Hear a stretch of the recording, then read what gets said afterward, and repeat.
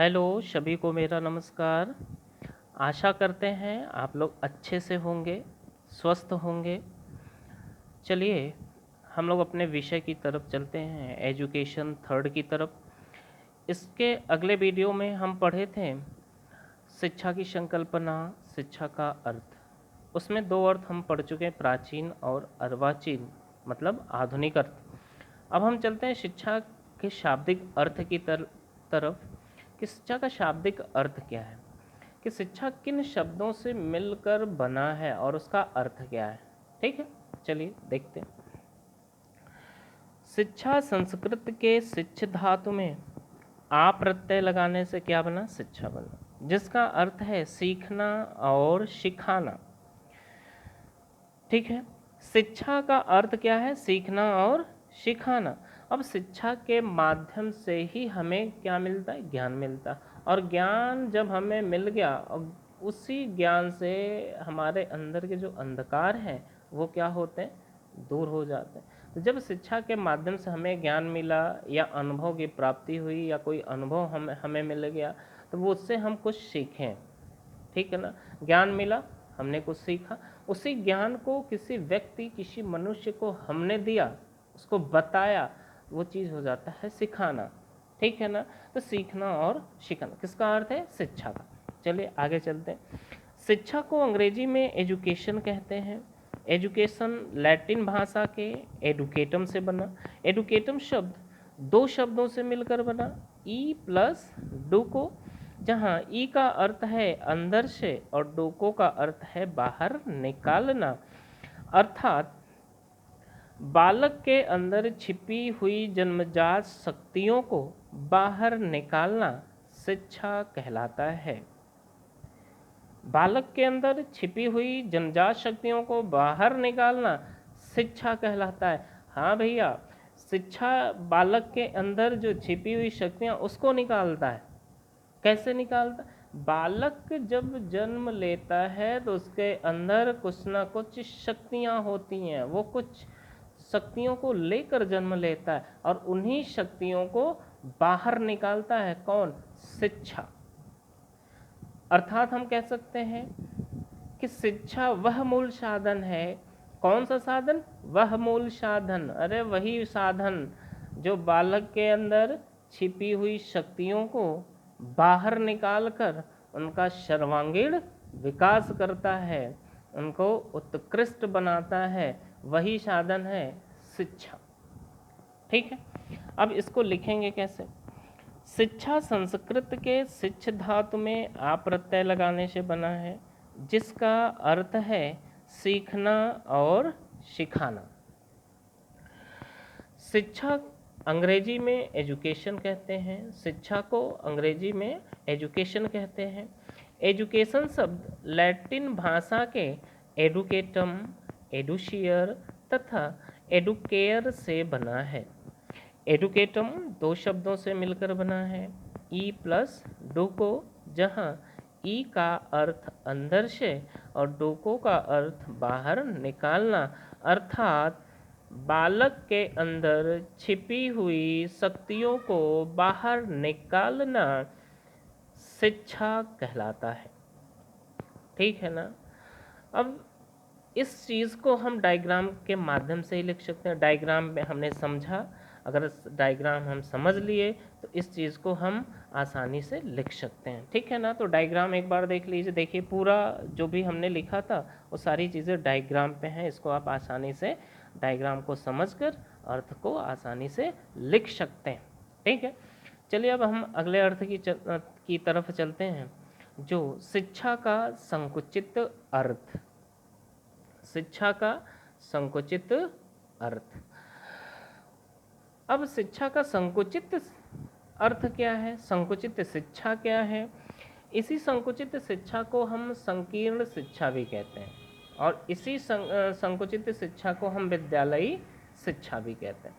अब विद्यालयी शिक्षा हो गया, तो अब आपके जहन में, आपके दिमाग में एक बात याद आ रही होगी कि विद्यालयी शिक्षा क्या, वही शिक्षा जो हम विद्यालय में जाकर ग्रहण करते हैं। जी बिल्कुल सही, वही शिक्षा है जो आप विद्यालय में जाकर ग्रहण करते हैं और उसी शिक्षा के माध्यम से आप अपने उद्देश्यों की प्राप्ति करते हैं। तो विद्यालय में अगर आप जाते हैं तो उसमें निश्चित स्थान होता है, निश्चित पाठ्यक्रम होता है, निश्चित व्यक्ति होते हैं, निश्चित शिक्षण विधियां होती हैं। उन्हीं के माध्यम से आप शिक्षा ग्रहण करके अपने उद्देश्यों की प्राप्ति करते हैं। तो आइए समझते हैं कि विद्यालयी शिक्षा या संकुचित शिक्षा है क्या। देखिए, जैसा कि आपके सामने एक डायग्राम ऐसे ही चित्र है, इसमें ये आपका विद्यालय, जो आप जिस विद्यालय में जाते हैं, अपने विद्यालय को ध्यान दीजिएगा कि हम जिस विद्यालय में जाते हैं वो विद्यालय है ये, ठीक है ना। उसमें ये कक्षाएं हैं, ये स्थान है और ये पूरा स्थान है कि जहाँ हम शिक्षा ग्रहण करते हैं, और इसी विद्यालय में भी एक स्थान है जहाँ हम बैठते हैं। तो ये निश्चित है कि आप इसी में बैठेंगे।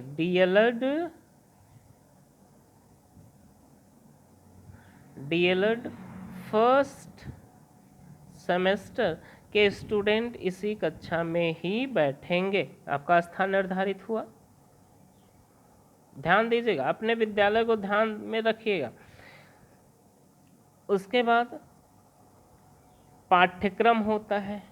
इसी पाठ्यक्रम के अनुसार जो 1 से 10 यूनिट हमें पढ़ना है, इसी 10 को हमें पढ़ना है, 11वां को नहीं पढ़ना है। 11वां को क्या करना है?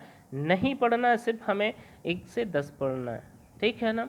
और एक निश्चित शिक्षक होते हैं कि 2 शिक्षक ही हमें पढ़ाएंगे, तो 2 ही शिक्षक रहेंगे, तीसरा शिक्षक आपको नहीं पढ़ाने आएगा। तो शिक्षक भी निश्चित होता है आपको ज्ञान देने के लिए। छात्र भी निश्चित होते हैं कि एक क्लास में अगर 90 स्टूडेंट बैठे तो 90 ही छात्र बैठेंगे, 100वां छात्र 91वां छात्र नहीं बैठेगा। तो हर कहने का मतलब विद्यालयी शिक्षा में या संकुचित शिक्षा में हर एक चीज़, हर एक वस्तु निश्चित होता है और उसी निर्धारित पाठ्यक्रम पर ही हमें शिक्षा ग्रहण करना है। ये हो गया संकुचित शिक्षा।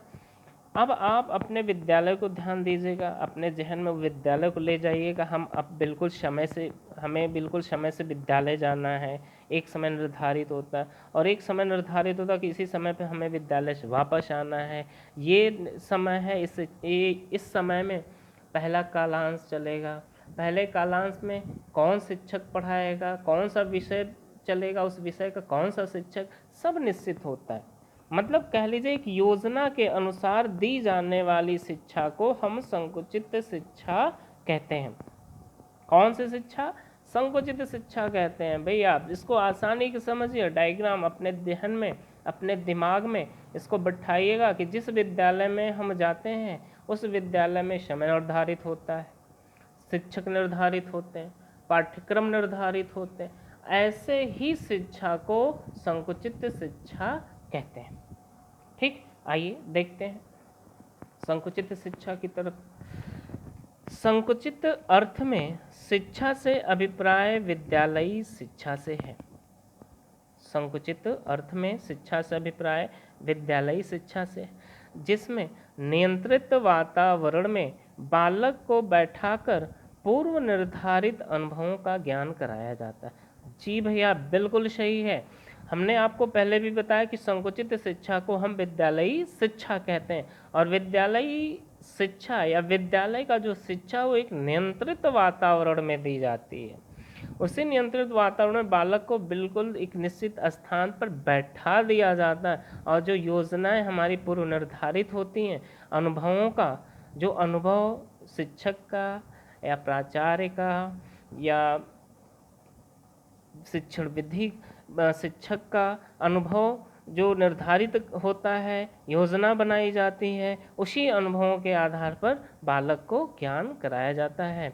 और इस प्रकार की शिक्षा में निश्चित समय होता है भाई, किस क्लास में किस समय कौन सा शिक्षक जाएगा, कौन सा विषय पढ़ाया जाएगा, निश्चित स्थान है, किस स्थान पर शिक्षा बैठाकर बालक को शिक्षा दी जाएगी, निश्चित व्यक्ति होते हैं, कौन सा शिक्षक हो पढ़ाएगा इस विषय को, कौन सा शिक्षक उस विषय को पढ़ाएगा। तो सारी चीज़ें क्या होती हैं? निश्चित होती हैं। निश्चित पाठ्यक्रम होता है, निश्चित विधि होती है, ये सब पहले से क्या होती हैं? निर्धारित कर ली जाती हैं और इसी निर्धारित एक निर्धारित कर ली जाती, और निर्धारित जब हो जाता है तो इसी के अनुसार, इसी योजना के अनुसार शिक्षाएं दी जाती, ताकि बालक शिक्षा के उद्देश्य जो उसके हैं, उसका जो उद्देश्य है उसको आसानी से प्राप्त कर सके।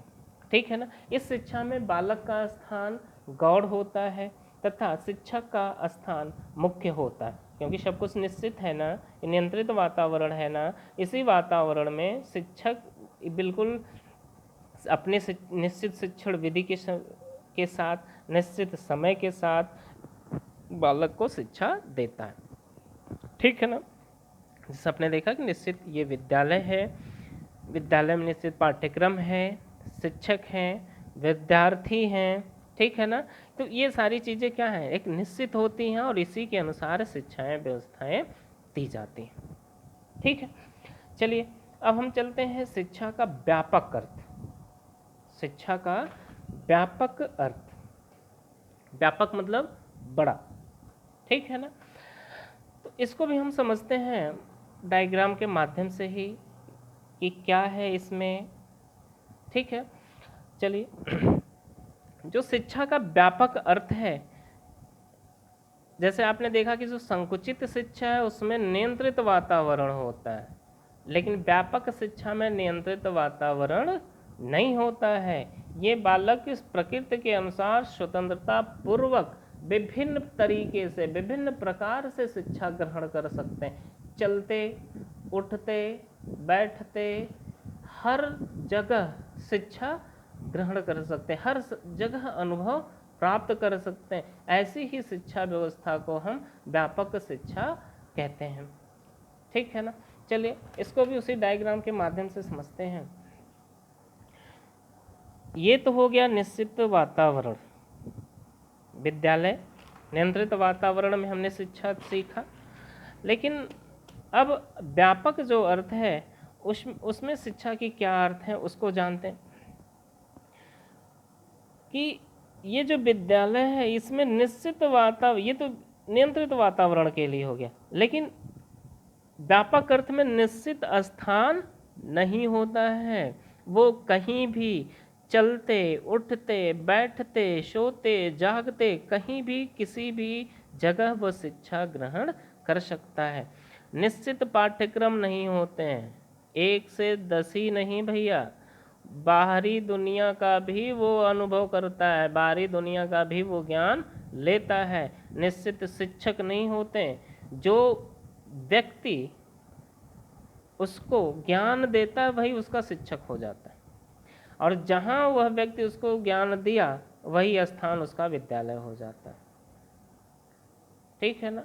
तो व्यापक अर्थ में कहने, इसका उल्टा सेम, संकुचित शिक्षा का सेम उल्टा ही व्यापक शिक्षा कहलाता है। कि संकुचित शिक्षा में स्थान निर्धारित, पाठ्यक्रम निर्धारित, शिक्षक निर्धारित, छात्र निर्धारित, विद्यालय निर्धारित, सब कुछ निर्धारित होते हैं, निश्चित होते हैं।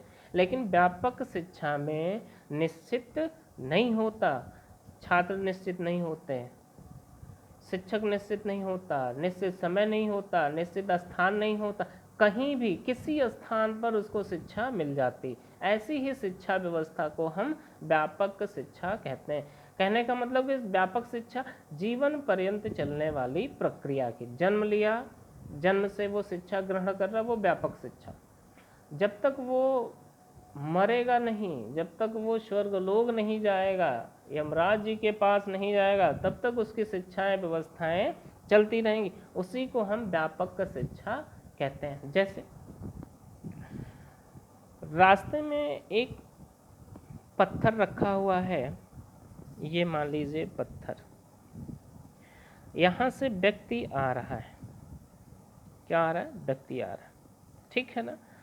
और ऐसे ही आ रहा है, वो पत्थर या ईंट कह लीजिए यहाँ रखा हुआ है और देखा नहीं, और इस ईंट से उसको ठोकर लग गया। जब ठोकर लगा तो वो व्यक्ति गिर गया, व्यक्ति गिर गया, और गिरने के बाद उसको ये लगा कि ये रास्ते में पत्थर है, ठोकर लगेगा, गिर जाएंगे। ठीक है ना।